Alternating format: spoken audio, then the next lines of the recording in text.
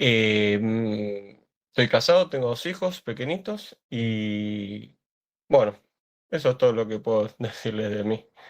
Eh, Iba a estar presente en la clase el jueves pasado, la introducción, pero me conecté, pero no lograron admitirme. No sé qué le pasó ahí a la doctora Muchar, no sé si empezó la clase más tarde, ese día, bueno, no sé qué pasó.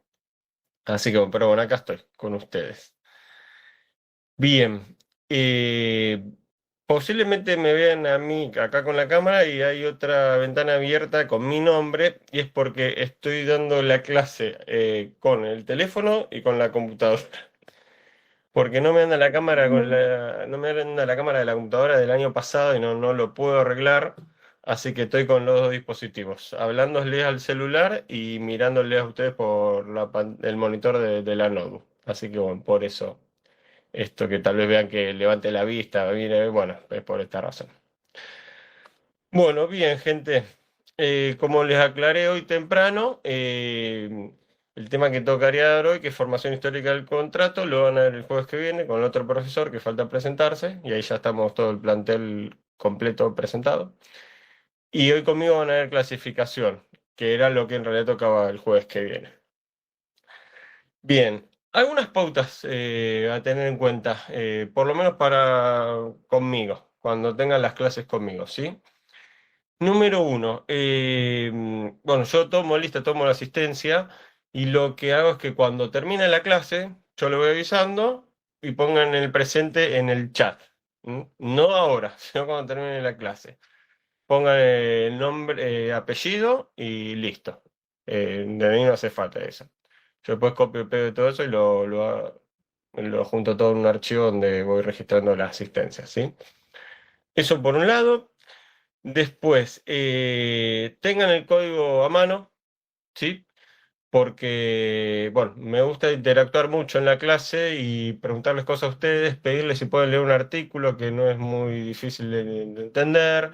Y, bueno, todo esto para fomentar la participación de ustedes, que hablen, charlen, se saquen dudas, pregunten y demás. Y cuando pregunten, porfa, prendan el micrófono y háganlo a viva voz, ¿sí? Porque con esto que les digo de que estoy con los 2 dispositivos, tal vez no llego a ver la pregunta y bueno, tal vez si se hace a viva voz, otro lo escucha y le puede interesar, así que bueno, nada, cuando necesiten preguntarme algo, prendan el micrófono y díganme. Si necesitan pausarme para tomar nota de lo que estoy explicando, háganlo, con total confianza. Así que bueno, sin más preámbulos, vamos a empezar con la clase B, clasificación de contratos. Este es el tema que le sigue a la idea o el concepto de contrato. Esperen que alguien se quiere unir. Ahí está. Este es el tema que le sigue a la idea del concepto general de contrato que vieron en la clase pasada con Angie. Es decir, vienen primero la definición, el concepto, alcance del contrato y luego, en el código, ¿no? Y luego viene la clasificación de contratos. Esto lo van a encontrar en los artículos 966 a... esperen, que estoy aceptando todavía, perdón. 966 a 970. Son 5 artículos, 966 al 970. Bien. Bueno, empecemos. Primer artículo nos habla de la primera clasificación que hace el Código de los Contratos, que es en bilaterales y unilaterales. Pregunta, sí, como al pasar o para darme una respuesta rápida. ¿En qué consistiría esta clasificación de unilaterales y bilaterales? Así, la primera respuesta se le venga a la cabeza. La cantidad de Como las algo, partes que están en ese contrato. La cantidad de las partes. ¿Alguien más va a decir me suena algo como directo y de forma indirecta. como directo en forma indirecta? Ok. Que solo una de las partes está obligada. Que solo una de las partes está obligada. Bien, ok. Bueno. Bueno. eh, a ver, sí. A priori, cuando uno escucha unilateral o bilateral, piensa en la cantidad de partes que están involucradas en el contrato. Esa es tal vez la respuesta más lógica, con sentido común que uno daría. Pero pasa por otra cosa acá. y fue lo que dijo justo al último Sofía, creo, ¿no? Pasa por Sí, quién pero está, sí, por quién está obligado. Es decir, la distinción entre bilateral y unilateral no pasa por la cantidad de partes, o sea, la cantidad de contratantes que haya en el contrato, sino por quiénes están obligados en el contrato. A ver, tenemos entonces que en los contratos bilaterales, ambas partes, o sea, las dos partes contratantes, están obligadas una a la otra. ¿Mm? Las dos tienen una perdón, obligación a su cargo. perdón, ¿Cómo? profesor. Ah, Está. Las dos partes tienen una obligación, una prestación a su cargo para cumplir. ¿Mm?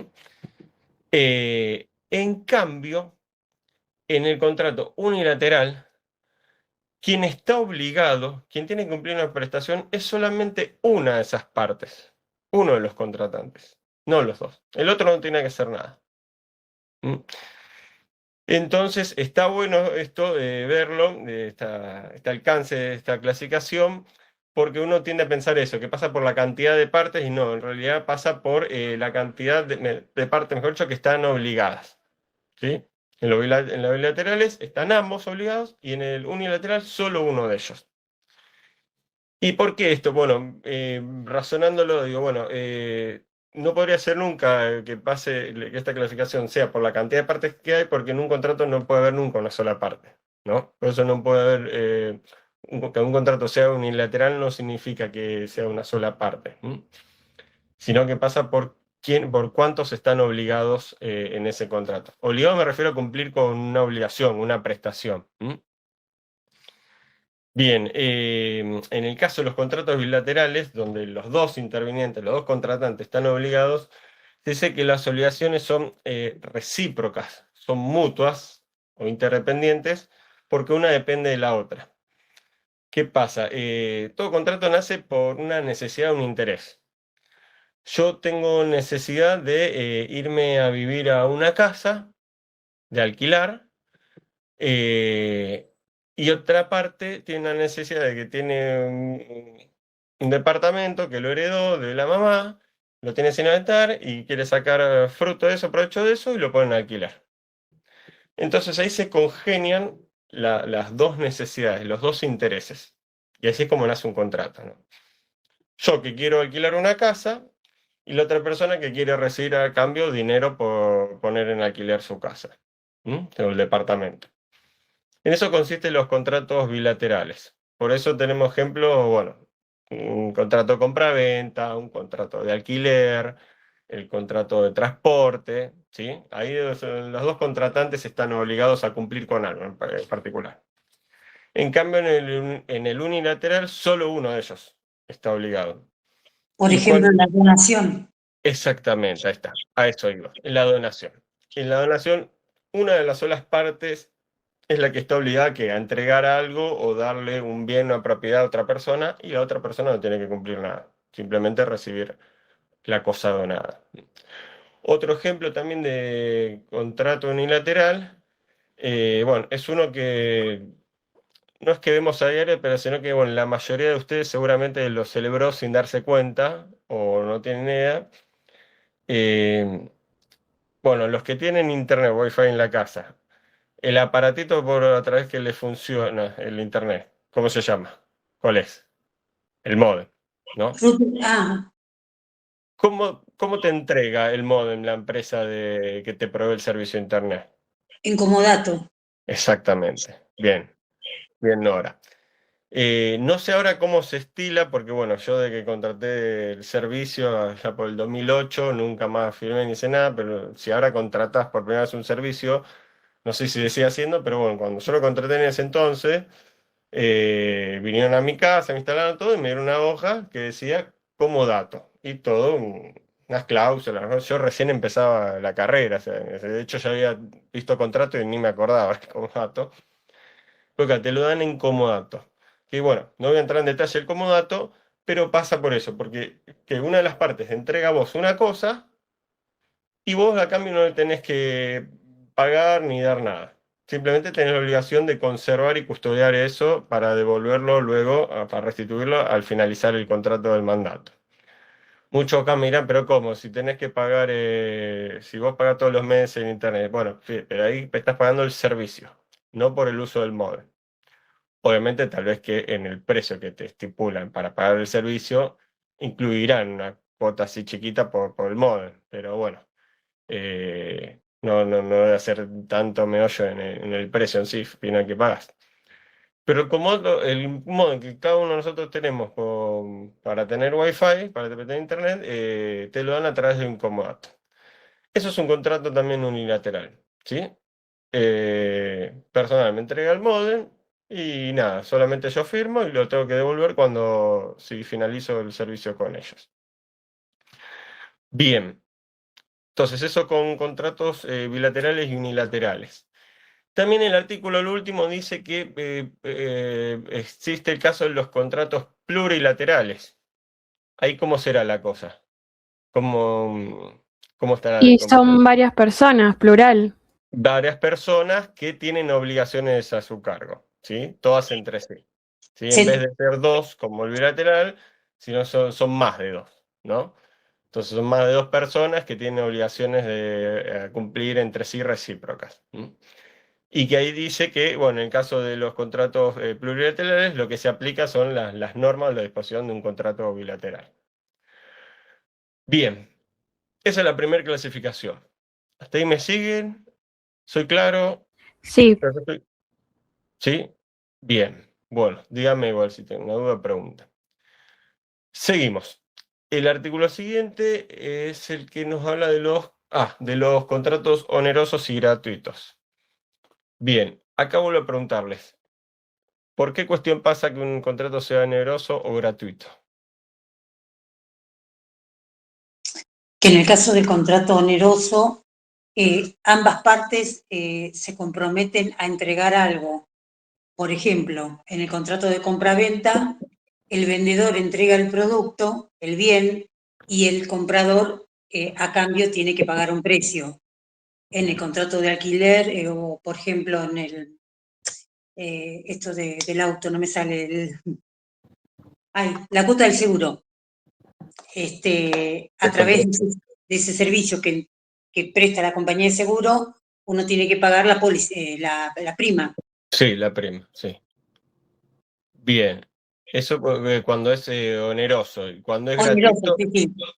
y gratuito sería un contrato de cuando te dan plata, ¿cómo era la palabra? Perdón, una donación, ahí está. Cuando te des un contrato de donación sería gratuito. bien, bueno.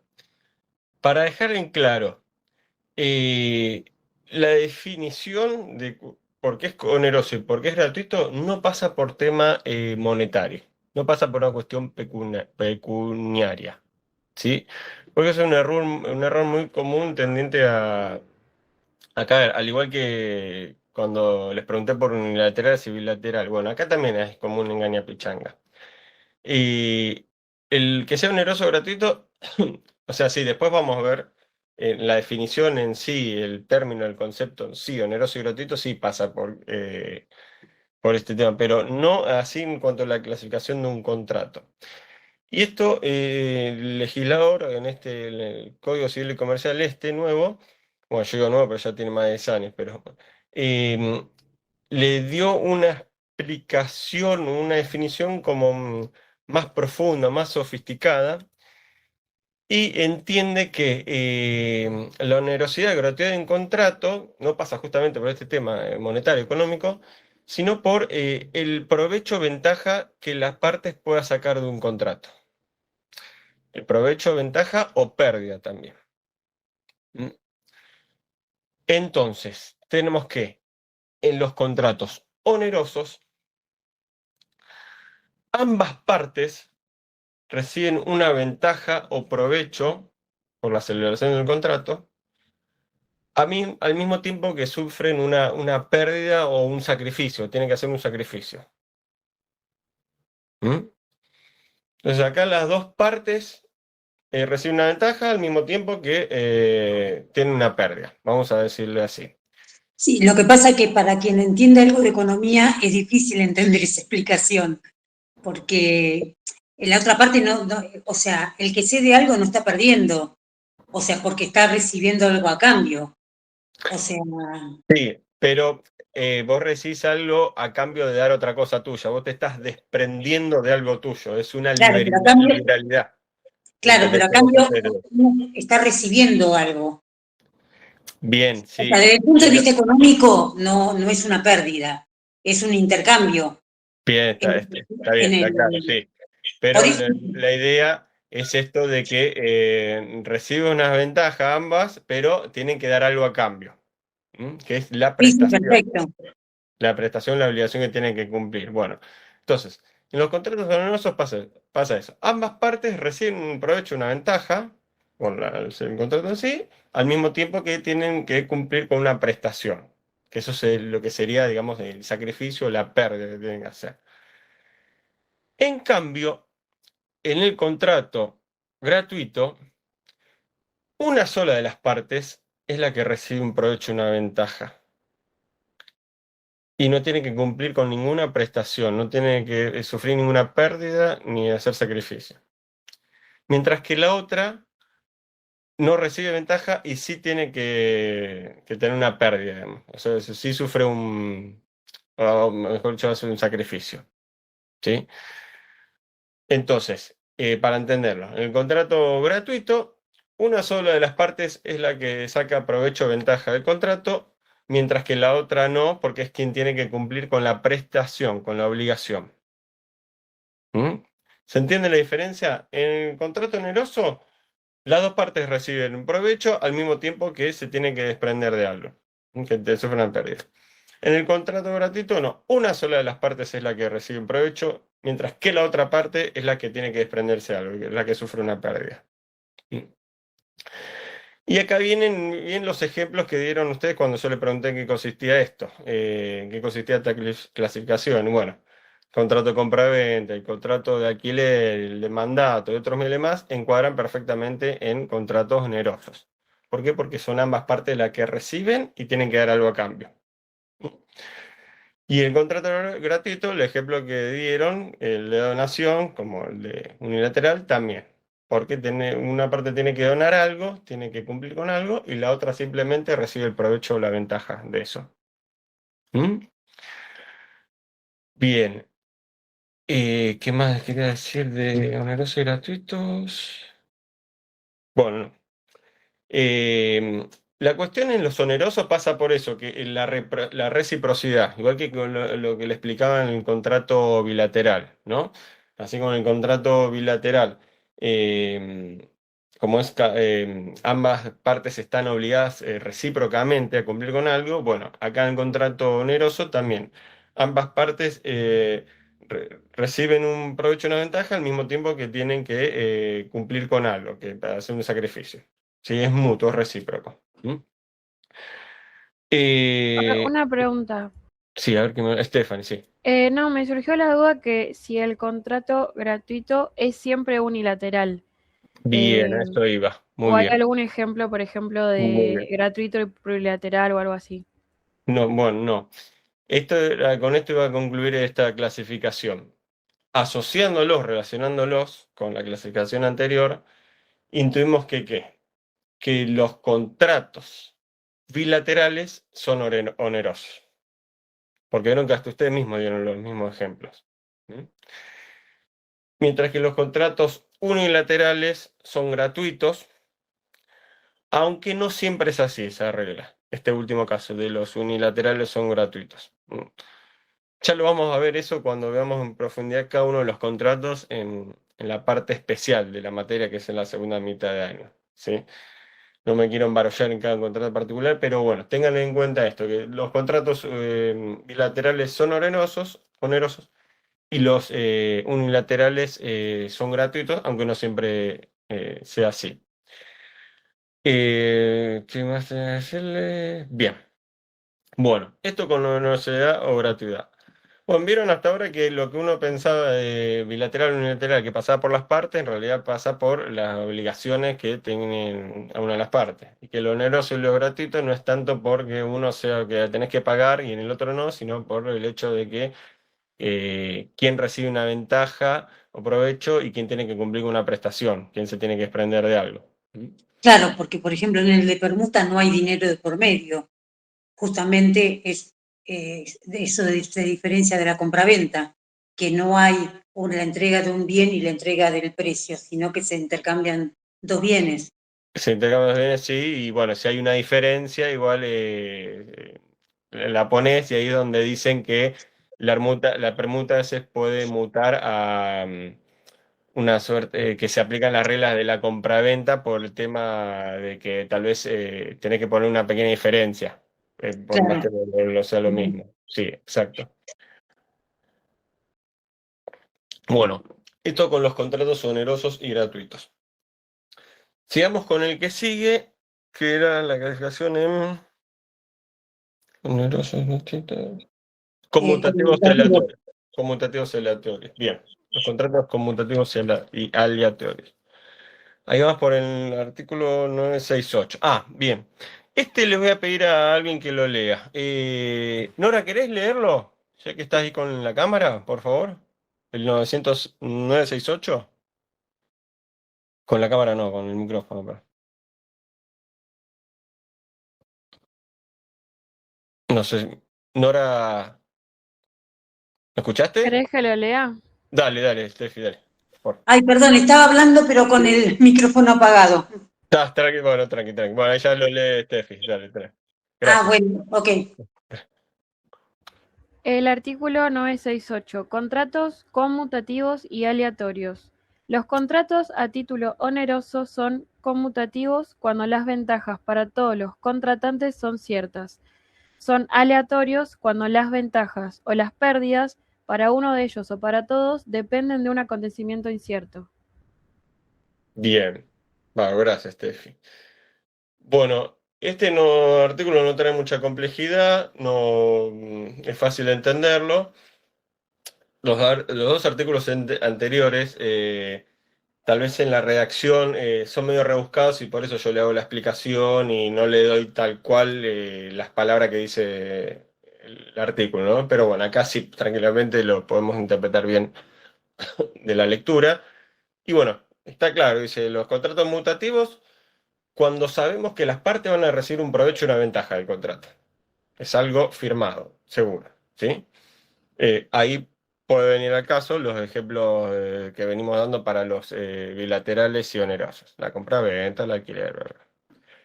Pero tenemos los contratos aleatorios, que como dice, que cuando las ventajas o pérdidas, o sea, puede ser ya sea para una de las partes, para las dos o para todas las partes que intervengan, no son seguras, no son ciertas, sino que dependen de un acontecimiento futuro o incierto. Es decir, está sujeto al alia, al azar, por así decirlo. Entonces no hay seguridad ahí de lo que pueda pasar. Entonces las ventajas o pérdidas no están determinadas por un acontecimiento que es incierto, que no sabemos si va a suceder o no.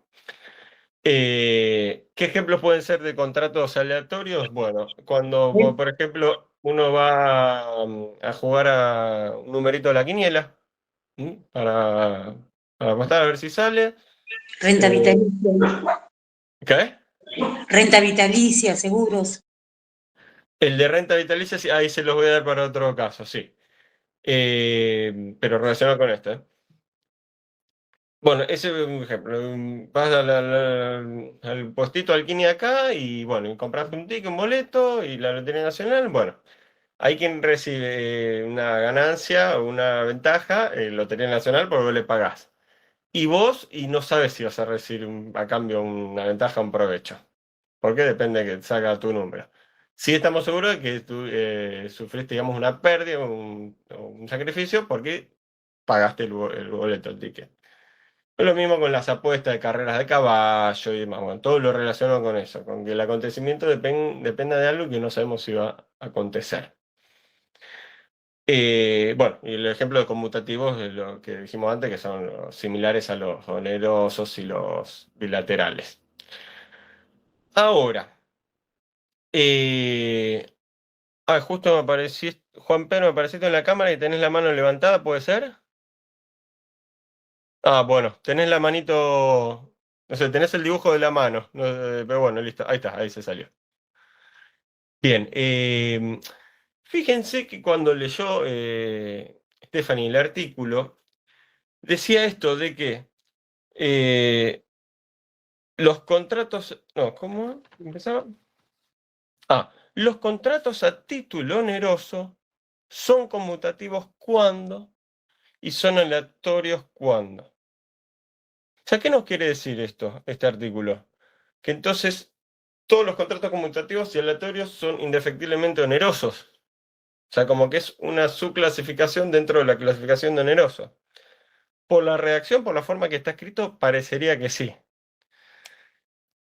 Y bueno, si me hablas de los contratos conmutativos, y sí, te puedo decir que todos los contratos conmutativos van a ser sí o sí los onerosos o bilaterales, porque ahí se tiene certeza de las ventajas que van a recibir ambos contratantes. Ahora, distinto es el caso de los aleatorios. No todos los contratos aleatorios son onerosos. Y recién Nora dio un ejemplo que es el de cómo es la donación con renta vitalicia, con prestación vitalicia, bueno, depende de cómo lo encuentren. Que es una donación en vida que yo le hago a, no sé, un amigo y le dono, no sé, mi auto con la condición o sujeto a que vos seas titular de ese auto mientras vos estés vivo, mi amigo. ¿Mm? Entonces, esa donación está supeditada a un acontecimiento que ¿cuál es? De que mi amigo esté vivo, quede vivo para ser titular de eso. Y eso no sabemos cómo puede ser. Puede vivir 40 años más o puede vivir hasta mañana. ¿Mm? Entonces, ese es un contrato aleatorio, pero es gratuito. Porque mi amigo no me tiene que dar nada a cambio, ni tiene que pagarme nada de algo, porque yo se lo doné a través de una donación el auto ese. Sujeto a esta condición de que siempre y cuando sea esté a nombre de tal, estando en vida. Entonces, ese es el ejemplo de que, bueno, no todos los contratos aleatorios son onerosos, como encara la definición del artículo. Otro ejemplo que... bueno, este se me ocurrió, creo que sí encaja, pero por ejemplo, bien los programas de los concursos, los programas de televisión, la radio, donde llamás y participás por un juego, o bueno, hay miles, ¿no? Como el de el de Barassi, el de que caes, o los de Guido y eso, donde nada, vos te inscribiste, anotás o llamás, participás por algo y no tenés que pagar nada a cambio, pero tenés la posibilidad de ganarte un premio millonario. ¿Mm? O sea, ahí yo no tengo que dar nada y puedo recibir un provecho, una ventaja, pero está supeditado al azar. ¿Mm? Entonces, esos tipos de juegos también encuadrarían dentro de un contrato aleatorio gratuito. ¿Mm? Y Gabriel, levantaste la mano. Perdón, profesor, Sí, buenas tardes. Le quería pedir el artículo, si me lo recuerda. Este era el 968. ¿Cómo? 968. Buenísimo. Gracias. Por favor, son 5 artículos los que vemos en clasificación, 966 al 970. Y no me levanten la mano, directamente prendan el micrófono y pregúntenme. Siéntanse tranquilos de eso. Bueno, nada, esta explicación quería hacer, o esta explicación o este análisis, esta reflexión sobre la definición del artículo que hace sobre si son todos onerosos o no. Bien, el artículo de sí, el 969, nos habla de los formales, los contratos formales. Bueno, ¿qué nos va a decir este artículo? Bueno, que los contratos donde la ley exige una formalidad,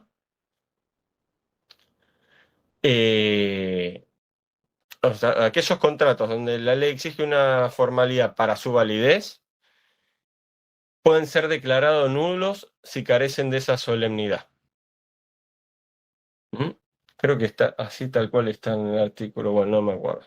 Yo por lo que te he preparado. Entonces, aquellos contratos donde la ley exige una formalidad para su validez, pueden ser, pueden no, son declarados nulos si carecen de esa formalidad, de esa solemnidad.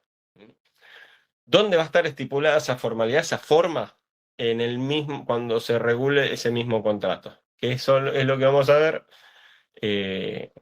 la segunda mitad de año, cuando veamos contrato por contrato. Bueno, alguno nos va a decir específicamente, este contrato se celebra por escritura pública. La donación, la cesión de derechos, ¿sí? De forma tal que si una donación, una cesión de derechos no está instrumentada por escritura pública, no tiene ninguna validez. Es nulo. Entonces, esto es lo que nos dice la primera oración, que aquellos contratos donde la ley exige una formalidad para su validez son declarados nulos si carecen de esa solemnidad. También nos va a decir que cuando la forma requerida para el contrato lo es solamente a los fines de que produzca sus propios efectos, el contrato, y siempre y cuando no sean susceptibles de ser declarados nulos, por esto que decíamos antes, ese contrato no va a quedar perfeccionado como tal si no está la forma, pero sí tiene validez y surte efectos para las partes, siempre y cuando las partes se comprometan a cumplir con esa formalidad. Por ejemplo, la venta de inmuebles que no está escriturada, no tiene validez erga omnes, pero sí para las partes. No, vos tal vez decís el boleto de compraventa, pero en realidad el boleto de Sí, compraventa no constituye un contrato, sino que, bueno, es no, pero otra yo decía, la venta del inmueble que no está escriturada, o sea que solamente está firmado el contrato, no el, contiene. el contrato en la compraventa de inmuebles es la escritura. Sí, por eso. Así que si no está la escritura, que está el contrato, no está perfeccionado el contrato. El boleto de compraventa es una manifestación de la voluntad de las partes, como una seña, digamos, ¿sí? Pero acá puntualmente, bueno, no tengo un ejemplo para darles sobre esto que les acabo de explicar, pero lo que quiere decir es que, bueno, existen contratos donde la forma se requiere, pero no en forma tajante de que si no la tiene es declarado nulo, sino que la forma es a los fines de que surta efectos para las partes, y puede pasar que no esté cumplida la forma, pero si las partes se comprometen a cumplir con esa formalidad, tiene validez y surte efectos. O sea, tiene validez, perdón, queda concluido, queda perfeccionado. Así todo, no teniendo la forma, surte efectos igual para las partes. Pero siempre y cuando esto esté en la cláusula condición de que las partes se complementan más adelante a cumplir con su formalidad.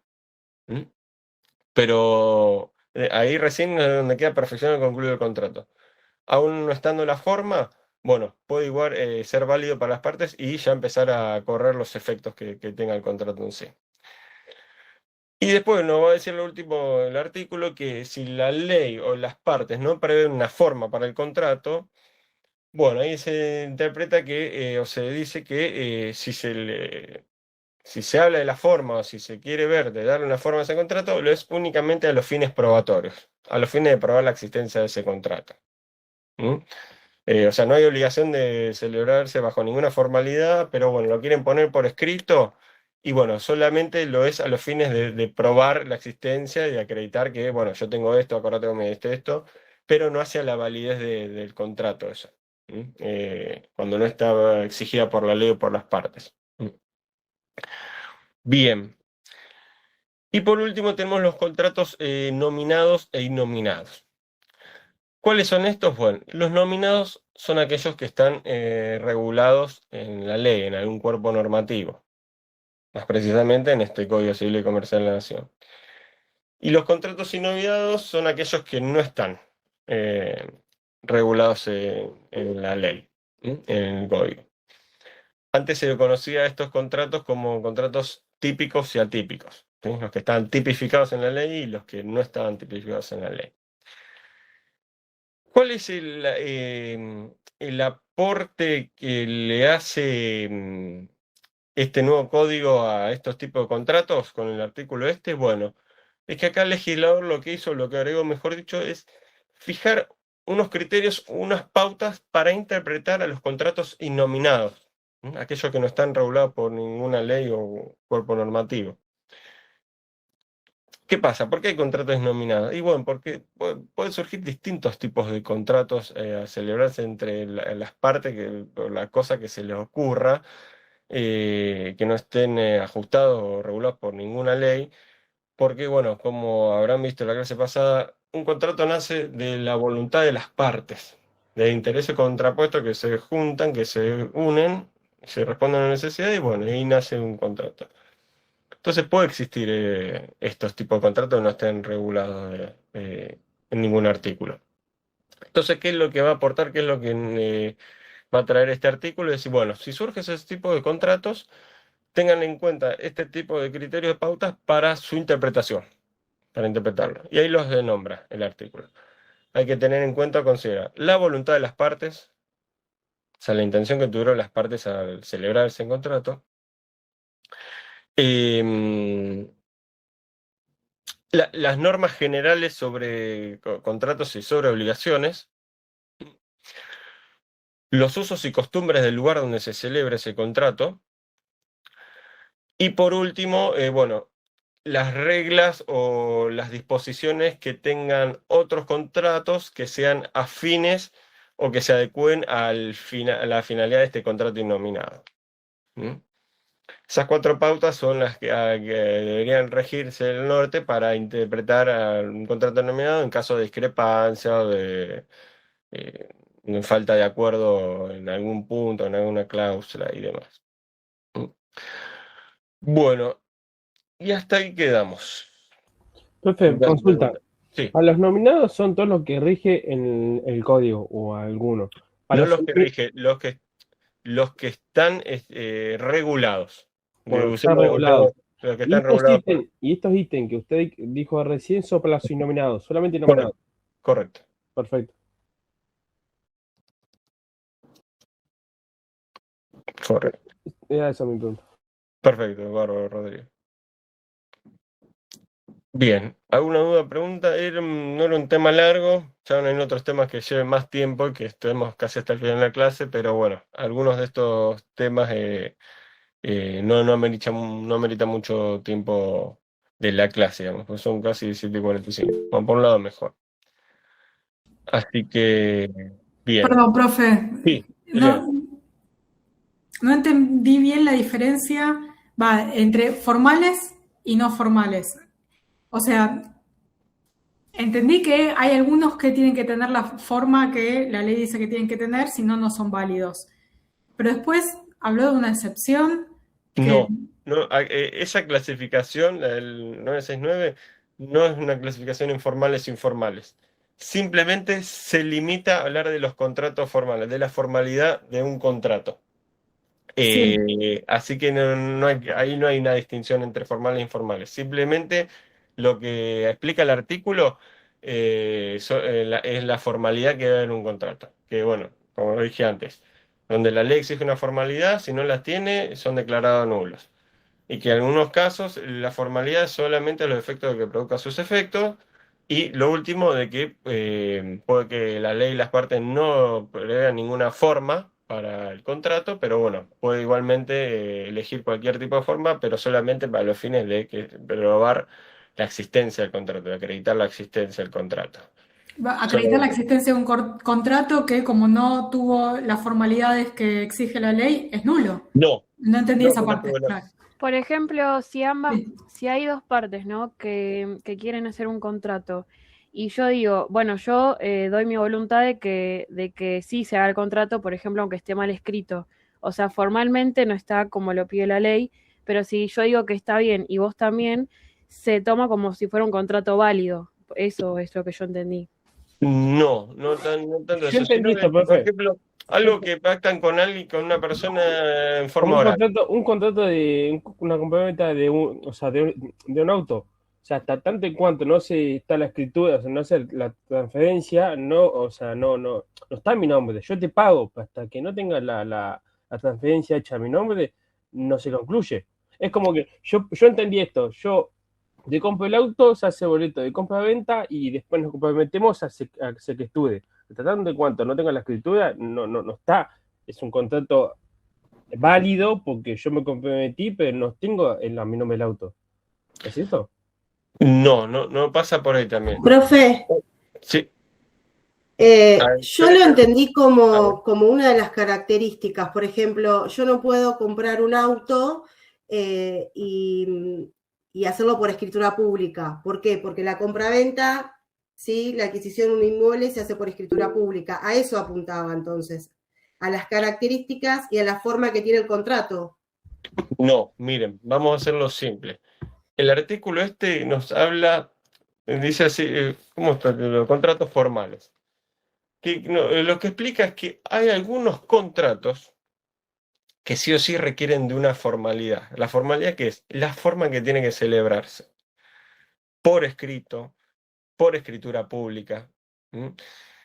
Esos contratos que exigen una formalidad para su validez como tal, si no tienen esa formalidad, si no se celebran por las formas que dice la ley, por escritura pública, por ejemplo, son nulos, no tienen validez alguna.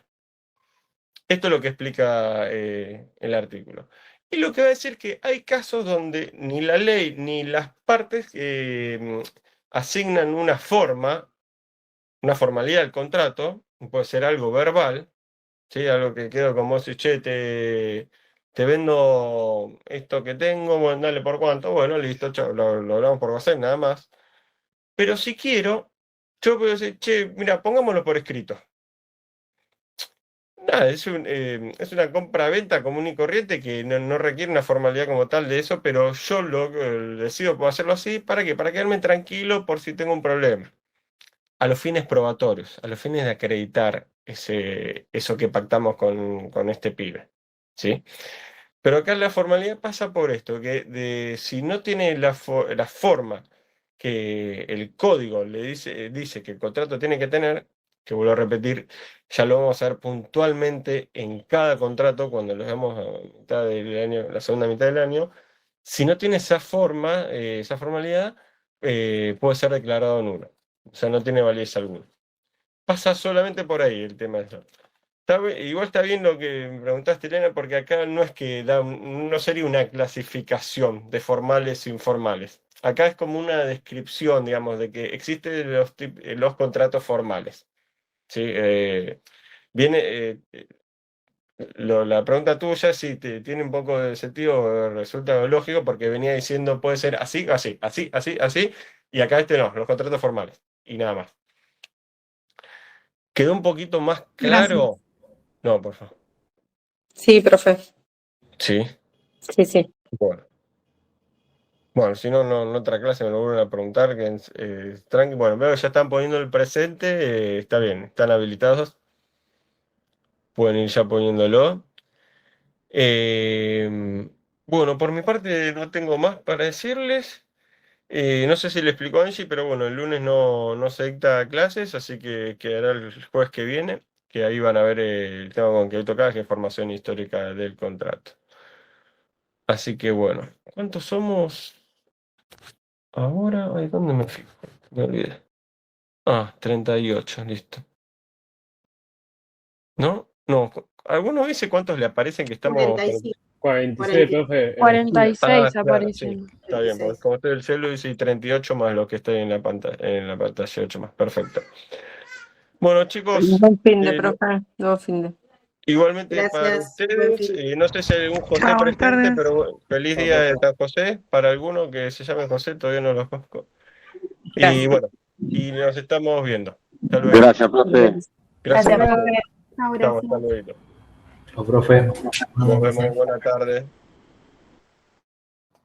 ¿Quién me está golpeando?